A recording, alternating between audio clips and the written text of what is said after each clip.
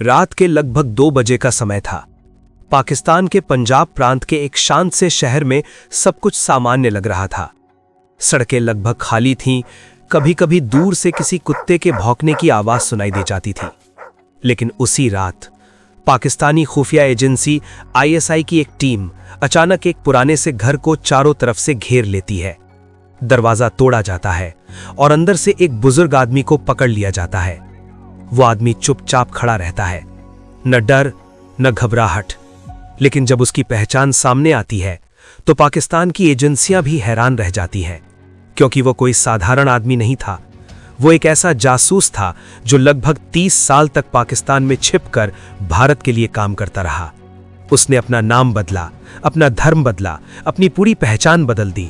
यहां तक कि उसने पाकिस्तान में शादी भी कर ली और वहीं अपना परिवार भी बना लिया। लेकिन जब उसकी असली पहचान सामने आई तो वो कहानी सिर्फ एक जासूस की नहीं रही, वो कहानी बन गई देशभक्ति, बलिदान और गुमनाम हीरो की। ये कहानी है रविंद्र कौशिक की, जिसे लोग आज ब्लैक टाइगर के नाम से जानते हैं। रविंद्र कौशिक का जन्म 11 अप्रैल 1952 को राजस्थान के श्रीनगर में हुआ था। उनका परिवार एक सामान्य मध्यम वर्गीय परिवार था।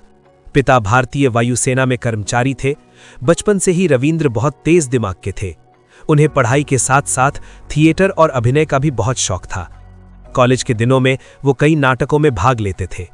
उनकी अभिनय क्षमता इतनी अच्छी थी कि लोग अक्सर उनकी तारीफ करते थे। लेकिन शायद उन्हें भी नहीं पता था कि एक दिन यही अभिनय कला उन्हें बना देगी भारत का सबसे बड़ा जासूस। 1970 के दशक की शुरुआत में रविंद्र कौशिक कॉलेज में पढ़ाई कर रहे थे। इसी दौरान एक नाटक में उन्होंने एक भारतीय सैनिक का किरदार निभाया। उस नाटक को देखने के लिए भारत की खुफिया एजेंसी के कुछ अधिकारी भी मौजूद थे। नाटक खत्म होने के बाद उन अधिकारियों ने रविंद्र को अलग से बुलाया और वहीं से शुरू हुई उनकी जिंदगी की सबसे बड़ी और खतरनाक यात्रा। उनसे कहा गया कि देश को ऐसे युवाओं की जरूरत है जो दुश्मन देश के अंदर जाकर काम कर सके। इसका मतलब था अपनी असली पहचान छोड़ना, अपने परिवार से दूर होना और ऐसी जिंदगी जीना जहां हर पल मौत का खतरा हो। यह फैसला आसान नहीं था, लेकिन रविंद्र कौशिक ने बिना ज्यादा सोचे इस चुनौती को स्वीकार कर लिया। यहीं से शुरू हुआ उनका गुप्त प्रशिक्षण। लगभग 2 साल तक उन्हें बेहद कठिन ट्रेनिंग दी गई।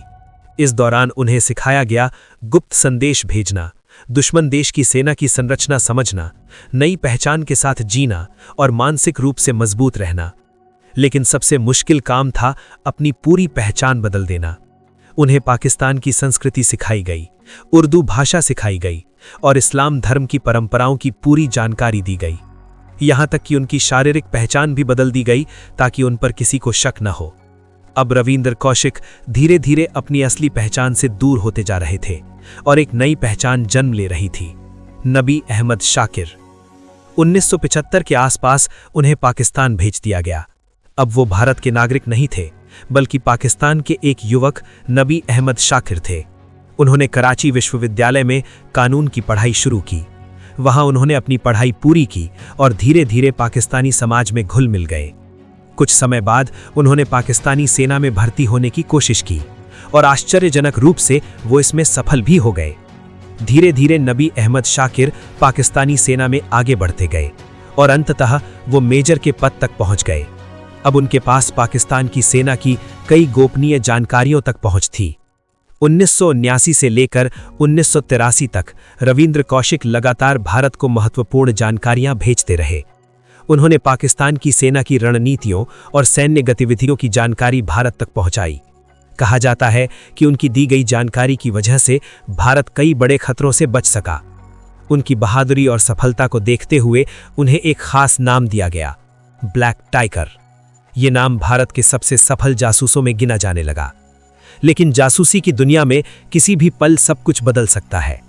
1983 में भारत ने एक और एजेंट को पाकिस्तान भेजा, लेकिन वो एजेंट उतना प्रशिक्षित नहीं था। पाकिस्तान की एजेंसी ने उसे पकड़ लिया। पूछताछ के दौरान वो टूट गया और उसने कई राज खोल दिए। उसी दौरान उसने ये भी बता दिया कि पाकिस्तान की सेना में एक भारतीय जासूस मौजूद है। बस यहीं से शुरू हुई रविंद्र कौशिक की तलाश। आखिरकार 1983 में उन्हें गिरफ्तार कर लिया गया। उन्हें सियालकोट के एक पूछताछ केंद्र में रखा गया, जहां उनसे लगातार पूछताछ की गई। उन्हें कड़ी यातनाएं भी दी गईं, लेकिन इसके बावजूद उन्होंने भारत से जुड़े कई राज नहीं बताए। कुछ समय बाद उन्हें अदालत में पेश किया गया और 1985 में उन्हें मौत की सजा सुनाई गई। हालांकि बाद में इस सजा को बदलकर आजीवन कारावास कर दिया गया। इसके बाद उनकी जिंदगी पाकिस्तान की जेलों में गुजरने लगी। उन्हें कई जेलों में रखा गया: Sialkot jail, Kot Lakhpat jail, Mianwali jail.